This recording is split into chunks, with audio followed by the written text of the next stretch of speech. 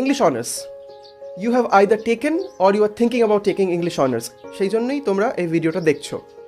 Calcutta university semester 1 English অনার্সের syllabus নিয়ে কথা বলবো, কী কী বই পড়তে হবে সেটাও বলবো, এবং বইগুলো ফ্রিতে কী করে পাওয়া যেতে পারে সেই নিয়েও আই উইল ডিসকাস। এই ইংলিশ মেজরে তোমাদের 8টা সেমেস্টার রয়েছে, মানে 4 বছরের ডিগ্রি কোর্সকে 8টা ভাগে ভাগ করা হয়েছে। একটা সেমেস্টার হচ্ছে একটা পরীক্ষা, ফাইনাল পরীক্ষা, যেটা বছরে 2বার করে হয়, তার মানে 1 বছরে 2টো করে সেমেস্টার হচ্ছে, 4 বছরে টোটাল 8টা সেমেস্টার। তো তোমাদের আছে ইংলিশ অনার্স মানে ইংলিশ মেজর। এই ইংলিশ অনার্স বা ইংলিশ মেজরের মধ্যে কলেজ খুলেই তোমাদেরকে যেটা পড়তে হবে সেটা হচ্ছে 2টো অনার্সের পেপার। এই অনার্সের পেপারের প্রথম পেপারটা মানে মেজর 1, এই পেপারটার নাম হচ্ছে ডিএসসিসি, মানে ডিসিপ্লিন স্পেসিফিক কম্পালসারি কোর্স। এটা হচ্ছে অনার্স পেপার 1। আর একটা অনার্স পেপারও তোমাদের আছে যেটার নাম হচ্ছে এসইসি, মানে স্কিল এনহ্যান্সমেন্ট কোর্স। এই 2টো অনার্স পেপার তোমাদের মোটামুটি রয়েছে, যেটা তোমাদেরকে কলেজ খুললেই এই ফার্স্ট সেমেস্টারেই পড়তে হবে। আমি এবার তোমাদের সিলেবাসটা স্ক্রোল করে দেখাচ্ছি, দেখো পাশে যাচ্ছে।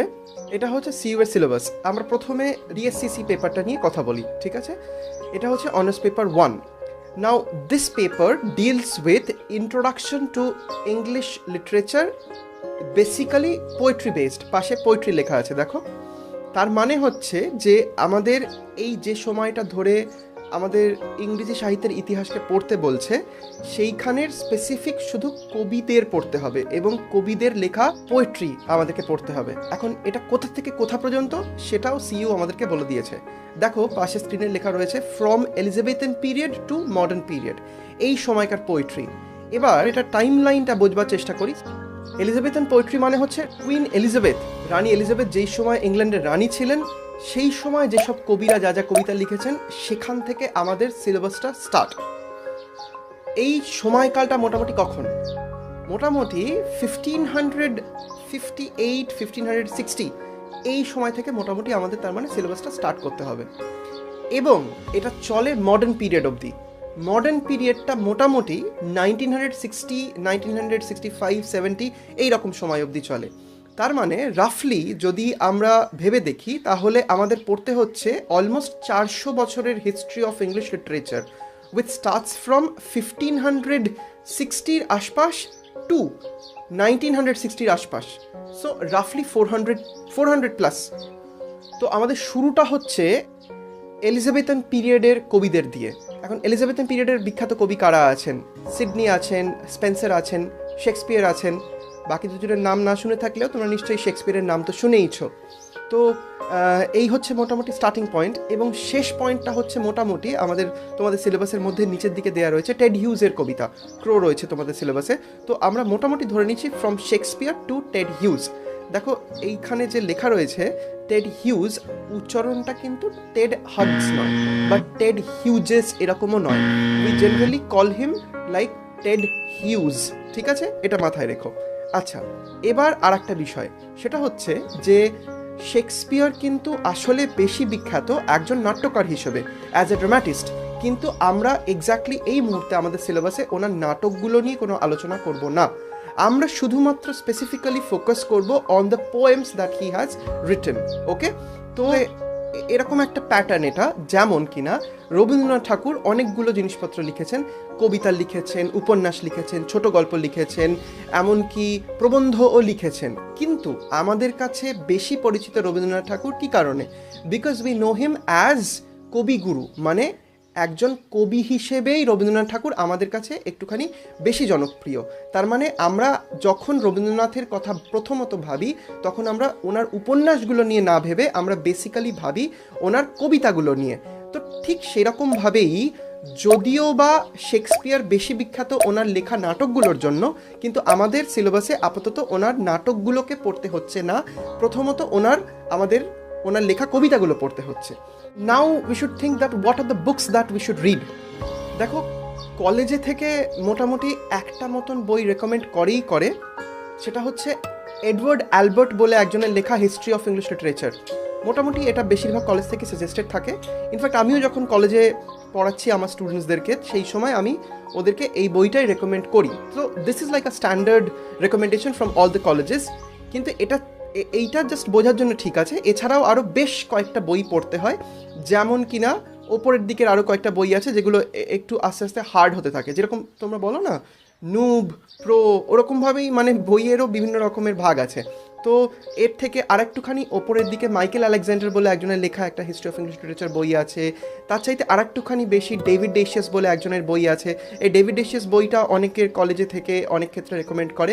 বইটা আসলেই খুব ভালো, কিন্তু তোমরা অনেকটা ছোটো, তো আমি তোমাদেরকে গ্যারান্টি দিয়ে বলতে পারি যে ওই বই পড়লে একটা লাইনও বুঝতে পারবে না। ওটা লেখার জন্য ঠিক আছে, কিন্তু বোঝার জন্য একেবারেই ঠিক নয়। কিন্তু ওটা হচ্ছে একটা খুবই স্ট্যান্ডার্ড মতন বই। তো এই বইগুলোর বিভিন্ন রকমের দাম আছে। এছাড়াও আরও স্যান্ডার্স বলে একজনের লেখা হিস্ট্রি অফ ইংলিশ লিটারেচার বই আছে। এরকম বিভিন্ন দামের রেঞ্জের বই আছে। এই বইগুলো মোটামুটি কলেজ স্ট্রিট থেকে যদি কেনো বা অ্যামাজন থেকে কেনো, মোটামুটি 400, 500, 600 এইরকম টাকা দামের মধ্যে এই বইগুলো আছে। এছাড়াও কিছু বেশ দামি বইও আছে, সেইগুলো কলেজ স্ট্রিটে পাওয়া যায় বা অ্যামাজনেতেও পাওয়া যায়। যেমন কিনা the New Princeton Encyclopedia of Poetry and Poetics. এই বইটা বেশ একটুখানি দাম বেশি, মানে 2000-2500 টাকায় একটা এডিশন পাওয়া যায়, আবার কোনো একটা এডিশন 8000 টাকাও দাম, এরকম টাইপের।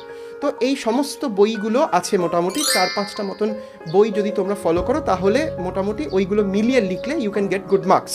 এখন এই সমস্ত বই কেনাটা তো একটা ডিফিকাল্টির জায়গায় যেতে পারে, because this cost a lot of money. তো তোমরা এই বইগুলো ফ্রিতে পেতে পারো। সেটা হচ্ছে নিচে আমি আমার নাম্বারটা দিয়েছি, তোমরা যদি এই নাম্বারে টেক্সট করো তাহলে আমি তোমাদেরকে বইগুলো পিডিএফ ভার্জনে ফ্রিতে পাঠিয়ে দেবো। তোমরা তাহলে 2-3টে বই পড়ে দেখতে পারবে যে কোন বইটা তোমাদের টেস্টকে স্যুট করছে। তো তোমাদের কলেজ থেকে যেটা রেকমেন্ড করবে সেটা একটা ম্যান্ডেটরি কিনতেই হবে। So you buy that and you buy another book which suits your taste. তো এই হচ্ছে মোটামুটি এই পার্টের বই এবং সিলেবাসের discussion. Now we will move forward towards number 2, 3, 4, 5, 6, যেটা কিনা তোমাদের সিলেবাসের নেক্সট পার্ট, ডিএসসি পেপারের। তো আমরা একটুখানি দেখে নিই যে তোমাদের কোন কোন পোয়েটসদের কী কী কবিতা পড়তে হবে। দেখো, একদম প্রথমেই দেখতে পাওয়া যাচ্ছে যে শেক্সপিয়ারের সনেট 73 রয়েছে। Now you are quite accustomed to Shakespearean sonnets. তোমাদের অনেকেরই সনেট 18 বাই শেক্সপিয়ার ছিল, তো যেটা ওই shall I compare thee to a summer's day. এখানে ওই কবিতা মালারই অন্য, মানে তোমরা 18 পড়েছো, এখন তোমাদের আছে 73। যদিও কবিতার বিষয়বস্তুটা বেশ একটুখানি আলাদা, ওইখানটার থেকে this is quite on the opposite side. Okay, ওখানটাতে আমরা কি দেখেছিলাম যে কবি বলছে আমার বন্ধু অমর, ওর বিউটি কোনোদিনই ফেড হয়ে যাবে না, এরকম টাইপের ছিল। তো in this poem, in sonnet 73, the poet is himself saying যে আমি বুড়ো হয়ে যাচ্ছি, আই এম গ্রোয়িং ওল্ড, কিন্তু তবুও আমার বন্ধু আমার সঙ্গ ছাড়ছে না, আমার বন্ধু আমাকে ভালোবাসা কম করছে এরকম নয়, আমার intensity of love is gradually declining, এরকম হচ্ছে না। তো তার ভালোবাসা আমার প্রতি একদম ইনট্যাক্ট। তো সেই বন্ধুই যে সনেট 18-এ ছিল, যার কথা তোমরা পড়েছিলে, সেই বন্ধুর কথাই 73-তেও বলা হচ্ছে, but then the content is quite different. তো এই হলো শেক্সপিয়ারিয়ান সনেট। এরপরে তোমাদের আছে তোমাদের অনেকগুলো কবির মধ্যে যাদের কথা তোমরা অলরেডি জানো আগে থেকে। কিটস, জন কিটসের কবিতা প্রবাবলি ইউ হ্যাভ রেড। তোমাদের কয়েকজনের হয়তো বা পোয়েট্রি অফ দ্য আর্থ বলে একটা কবিতা ছিল তোমাদের স্কুলেতে। কিটস সেখানে নেচার নিয়ে বিভিন্ন কথাবার্তা বলতেন। এখানেতেও in this poem as well, এই কবিতাটা হচ্ছে টু অটম, কিটসের লেখা, and this talks about nature as well. শরৎকালকে কবি বিভিন্ন জিনিসপত্রের সাথে তুলনা করেছেন। কোনো একটা জায়গাতে even autumn has been consider to be a woman, একটা নারী যেন শরৎকাল, এরকমভাবেও দেখানো হয়েছে। তো এই হলো আমরা দেখলাম 2 এবং 4। 2-তে আছে শেক্সপিয়ারিয়ান সনেট 73 এবং 4-এ আছে টু অটম। তো এইগুলো তোমাদের খানিকটা এই কবিগুলোর সাথে তোমরা পরিচিত। Now we come to the rest of the poets. Okay, now we come to number 3। দেখো, জন ডান বলে একজন কবির লেখা দ্য সান রাইজিং। এইটা হচ্ছে একটা প্রেমমূলক, মানে quite a kind of amorous poem, ঠিক আছে। সানরাইজিংয়ের বক্তব্যটা হচ্ছে কবি এবং তার প্রেমিকা beloved, they are on the bed, they have been together on the night before, এবং সকাল হচ্ছে। তো সূর্যকে কবি বলছেন সূর্য যেন দেরিতে ওঠে, যাতে তিনি আরও বেশিক্ষণ ধরে তার প্রেমিকার সাথে শয়নে বা they can be in the bed for some more time. তো এই কবিতাটা হচ্ছে একটু ডিপ প্যাশনকে সিগনিফাই করে। এই ধরনের কবিতা যেখানে এরকম ধরনের লাভ পোয়েমসের রিলেটেড এই কবিতাগুলোকে জন ডানের লেখা কিংবা আরও বিশেষ অন্য কিছু কবি আছেন, তাদের নাম হচ্ছে অ্যান্ড্রু মার্ভেল, পরের দিকে তোমরা জানতে পারবে। এই ধরনের কবিতাকে মেটাফিজিক্যাল স্কুল অফ পোয়েট্রি বলে, metaphysical poetry of love, metaphysical love poems, এইগুলোর নাম। তো we will discuss this in some other video maybe. আমরা আপাতত এখন তো সিলেবাসের ওপর দিয়ে যাচ্ছি, so that you can get a overview of whatever is happening. তো এই হলো তোমাদের number 3। Now we come to number 5, which is Yeats, W.B. ইয়েটসের লেখা দ্য সেকেন্ড কামিং বলে একটা কবিতা। এই কবিতার বিষয়বস্তুটা বোঝা তোমাদের জন্য একটুখানি কঠিন, তার কারণ এখানে একটা ব্রোকেন ওয়ার্ল্ডের পিকচার পোর্ট্রে করা হয়, একটা ভাঙাচোরা গোছের পৃথিবী যেখানে সব কিছু ভেঙে পড়ছে, ধ্বংসের মুখে সব কিছু। তো এইরকম ধরনের একটা, তোমরা যে অ্যানিমেগুলো দেখো না, যেখানে সব কিছু ভেঙে চুরে যায়, those kind of dystopian world, ওই রকম টাইপের একটা পৃথিবীর ছবি আমরা এতে দেখতে পাই। তবে ইয়েটসকে আমরা একটা অন্যরকমভাবেও চিনতে পারি, যেমন কিনা রবীন্দ্রনাথ ঠাকুর যখন গীতাঞ্জলি লিখেছিলেন, তো গীতাঞ্জলির যে ইংলিশ ট্রান্সলেশন মানে সং অফারিংস, সেইটার ইন্ট্রোডাকশনটা ইয়েটস লিখে দিয়েছেন। এটা তোমরা যে কোনো বই দেখলেই দেখতে পাবে যে the 4 words are written by W.B. Yeats. তো সেই রকমভাবে ইয়েটস আমাদের ইন্ডিয়ান কালচারের সাথে খানিকটা জড়িত, এবং ইন্ডিয়ান যে ধর্ম বা আধ্যাত্মিক ভাবনা, স্পিরিচুয়াল সেন্স, সেই রকম কিছু ট্রেসেস আমরা ইয়েটসের এই কবিতা সেকেন্ড কামিংয়েতেও পাবো। But then this will be discussed later in some other video maybe. তো এই হলো W.B. Yeats. And then we come to the last one in your syllabus, সেটা হচ্ছে টেড হিউজ। টেড হিউজ লিখেছেন ক্রো বলে একটা কবিতা তোমাদেরকে দেওয়া হয়েছে। এইটা বেশ একটুখানি কঠিন এবং খুব ছোট করে বলাটাও যথেষ্ট কঠিন, তবুও বলতে গেলে মোটামুটি মানুষের condition, the human condition has been compared to that of a crow. কাকের মতন মানুষের জীবন হয়ে গেছে। কাক যেরকম নিম্ন স্তরের প্রাণী, মানুষের জীবনটাও ওই রকমই পরিণত হয়েছে। To some extent the poem talks like this, okay, the themes are like this. এইবার এইগুলো মানে 2, 3, 4, 5, 6 এই কবিতাগুলো কোথায় পাবে তোমরা, কোন বইতে পাবে?